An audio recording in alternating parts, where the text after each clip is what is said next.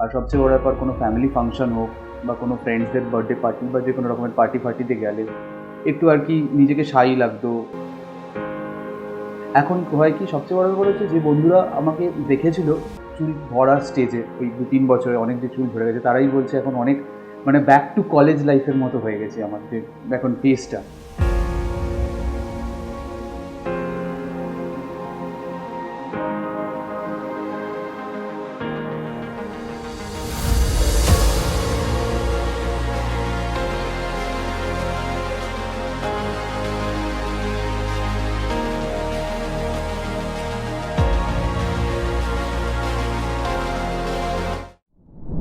আমার নাম অনিকেত দাস।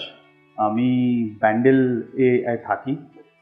তো আমার এই চুল পড়ার কন্ডিশন প্রায় 2018-র পর থেকে শুরু হয়েছে। যথারীতি কলেজের পর চাকরি বাকরির পারপাসে বাইরে গেছিলাম, তো সেখানকার আবহাওয়া এদিক ওদিকের জন্য হয়েছিল কি চুলটা প্রচণ্ড ঝরে গেছিলো। প্লাস আমার একটা বাড়ির হেরিডিটি প্রবলেম আছে, যার বয়সে চুল মানে ঝরে যায়, কিন্তু আমার একটু অল্প বয়সেই হয়ে গেছিলো। যথারীতি অল্প বয়সে চুল পড়ে গেলে যেটা হতো যে কনফিডেন্স লেভেলটা একটু লো হয়ে গেছিলো। আর সবচেয়ে বড় ব্যাপার কোনো ফ্যামিলি ফাংশন হোক বা কোনো ফ্রেন্ডসদের বার্থডে পার্টি বা যে কোনো রকমের পার্টিতে গেলে একটু আর কি নিজেকে শাই লাগতো। শীতকালে বেশিরভাগ সময় আমি টুপি পরে থাকতাম, বা শীতকালের সময় হলে এমনি ক্যাপ পরে থাকতাম, ঠিক আছে।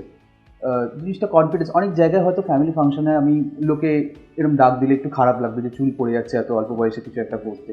তো তারপর যথারীতি কিছু মানে এমনি ইয়ে করেছিলাম আমি, যেরকম ট্রিটমেন্টের টুকটাক জিনিসপত্র, এটা লাগাতে বলে ওটা জিনিসপত্র, শ্যাম্পু চেঞ্জ করে, কিন্তু তাতে অতটা রেজাল্ট আসেনি। হেয়ার ফলটা কমে গেছিলো, কিন্তু আমার অনেকটা চুল ঝরে গেছিলো, অনেক প্রায় সামনের দিকে ম্যাক্সিমাম চুলই ঝরে গেছিলো, পেছন দিকটাও অনেক ক্রাউন পোর্শনেও অনেক চুল ঝরে গেছিলো। তারপর আমি এখানে খোঁজ পেয়ে আর কি সোশ্যাল ইউটিউবের থেকে, তারপর আরও একটা আমার এক বন্ধুর এক কলিগ করিয়েছিল এখান থেকে, তো এরকম রেফারেন্স থ্রু দিয়ে আমি এখানে এসেছিলাম।